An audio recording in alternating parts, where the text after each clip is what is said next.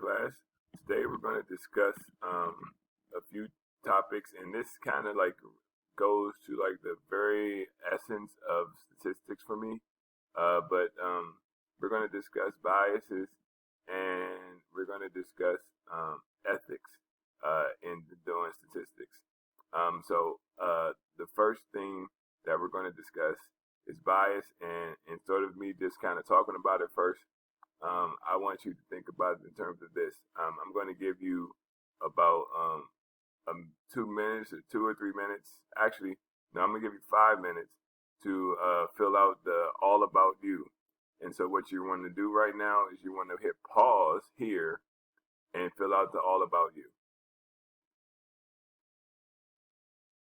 Okay, now that you filled out the all about you, I want to come back here and I want you to just think about the fact that everything that you wrote in that document says something about you. So now, when we discuss things like bias, you have to understand who you are as a person and how you come off or how you look to someone else. It is not enough to say, okay, this is what I feel and this is how I think. It is also imperative for a statistician to understand how someone else feels. And so, having said that, I need you guys to think about it from the lens of look at the 15 things you wrote down. And you may, want to talk to somebody else and find out the 15 things they wrote down. I'm pretty sure everyone didn't write down the same exact 15 things. So there's so much variation in that process. And that's what leads to the bias in the first place. Now, why is this important? Well, I'm going to give you guys a quick little tutorial on this, but first, I want to give you another chance. What we're going to do is kind of do like another little actually no, let's go ahead and give you some definitions. Okay, so now we have different types of bias, and so I feel like everyone understands what bias is, like the actual word bias. But I don't know if you know how it's portrayed. So the word bias means basically anything that you lean in favor towards. Now, you may lean in favor towards somebody else that's not biased. Guess what? That's a bias. You may lean in favor to somebody that doesn't feel like they should worry about bias. Guess what? That's a bias. Everything that you do is a bias based on what it is that you do. And everything that you think is a bias based on what it is you think. So if I think one way, somebody else is going to definitely think a different way, and then therefore you built in your bias. Now, as a statistician, the big deal is you want to try to minimize your biases because you don't want to affect the surroundings. And your bias come into play heavily when you're doing observational studies or when you're doing representative sampling or when you're doing random sampling. And I'll give you a couple of ways.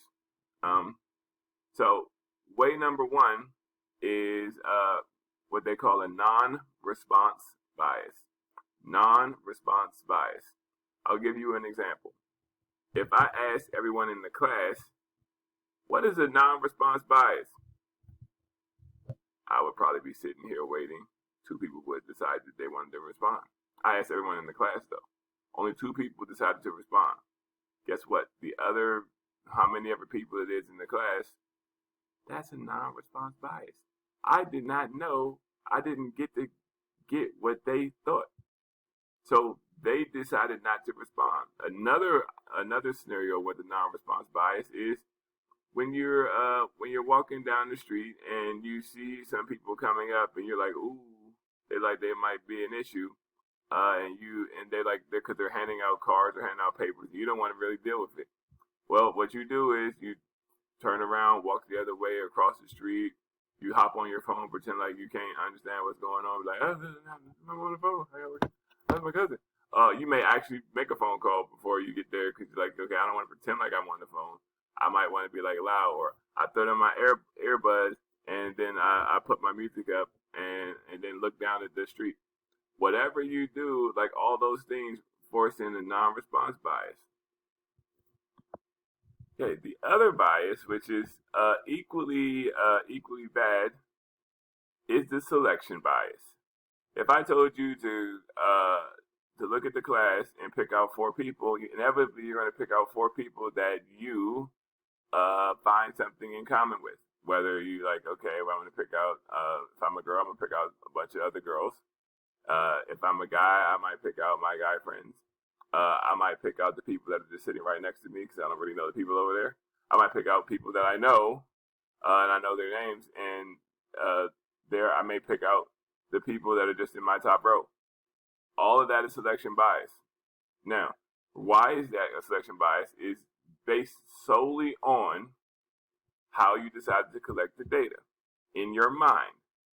If I said, okay, before I decided to go into this class today, I said, whoever ends up on the top row of my screen is going to be my first group. The second row of my screen is going to be my second group. Third row of my screen is going to be my third group. Fourth row of my screen is going to be the fourth group. If I decided to do that and I said that out loud to myself right now, that would not be a selection bias because I have no idea what's going to happen. Everybody has a likelihood to be on that top row. I don't know how the system does it. If I waited till class started, I saw my top row and I said, okay, I want that to be a group. Then I have selection bias. Selection bias is 100% about what you know. And kind of in some ways, what you don't know. So another selection bias is if you decide to hop on your Instagram and do a poll and like, I'm going to randomly sample people. Well, you're not randomly sampling people. You're randomly sampling people that you know because they're on your social media. So social media is a way to reach out to more people that you kind of have something in common with, and you end up not really having in common with some other people. So that is a selection bias. Selection bias. Now, the last thing I want to talk about is ethics. Because when you do these things, no one can actually check you. So the problem is, I can't determine whether or not you knew about that top row before we started, or you did it when we started. I don't know that. So it's your ethical duty as a statistician to be honest about it. Now, there's ways for me as a teacher to help you with that process, but my point here is like in the world, when you tell me you surveyed 100 random people, I have to believe or not believe based on your studies and what comes up of it, that you were telling the truth or like that you were giving me the correct information. So there's an ethics portion to this, meaning you have to assume some level of statistical gravitas, or like what you really want is I want real statistical data. The problem is like in real life, most of the time when you see statistics, it is biased on purpose. 90% of the statistics that you see, you're going to see them and they're purposely setting it up to be biased. Meaning they looked at all the data and they said, let's pull out this one thing that we know we can do.